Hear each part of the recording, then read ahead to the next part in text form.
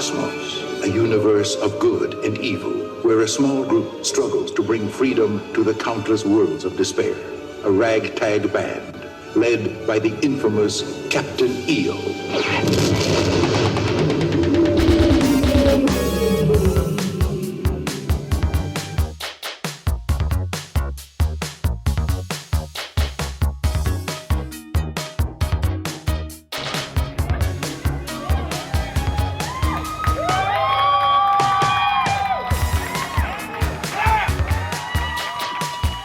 Please put on your 3D glasses as we take you back to 1986.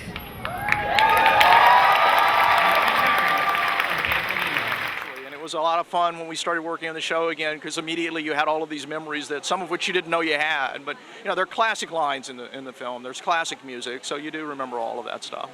Can you tell us some of the differences? I guess I've talked with a few people. There's some differences between the Disneyland effects and the ones here. Yeah, well, there's some of the differences are technical. We have a different lighting system than they do, so we were able to do some things that they might not have been able to do because we had a little more control. And I think every show, you know, it will be ultimately in 4 parks. I think every show has its own minor interpretation. We decided to emphasize some things with the movements that they decided to emphasize some other things. You know, we just want to give people an excuse to have to go see all the parks, to see all of the Captain EOs. Our readers wanted me to ask, is there any other plans for the Imagination Pavilion? Oh, yes. Okay. No details. But unfortunately, we can't tell you about those today. Any timeline on when things will change? Unfortunately, I don't have that kind of information to share. Sorry. Wish I could. And we heard that the sign is the original sign. Can you tell us about that? Yeah, it's kind of funny. We were designing a graphics package, trying to figure out what looked cool and what looked retro, what looked Captain EO.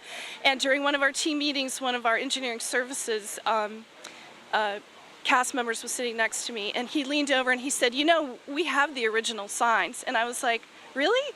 And I pictured a small, you know, the small signs, like in a closet loaded up with dirt and dust and fuzzballs. And I was like, okay, I'll come look at them later. And then a couple days later, when I finally went over there and looked at them, they were the marquees. They were mounted high on the wall, and they were essentially in pristine condition. The guys went out after the last EO show, took them down, went and put them in their space, mounted them up on the wall, and no one had touched them in 16 years. So I couldn't believe it. I called our graphic designer and I said, "We're done. All we have to do is take these signs and incorporate it, because none of the other parks that brought back EO have this little piece of history. We're the only ones with it. So it's really cool, and it's a unique thing, and I'm glad we're able to incorporate." And they probably want them back after the show ends. Yeah, yes. I wonder what will happen to him after the show ends. That's a funny thought.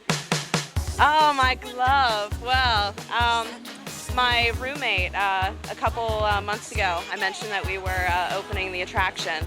And I was like, yeah, I'll be working that. She's like, well, hey, you know, if you purchase a Mickey glove and get me some sequins, I'll make it for you. So literally blood, sweat, and tears went into making this Michael Jackson Mickey glove. So it's absolutely fantastic. I love it. And then the shirt, did that come from merchandise? Yes, it did. Right down the way over our merchandise stand. I thought it was a nice representation of Captain EO. Unfortunately, it doesn't glow, but close enough. You gotta sing and dance for it. Oh yeah, absolutely. I don't know if I...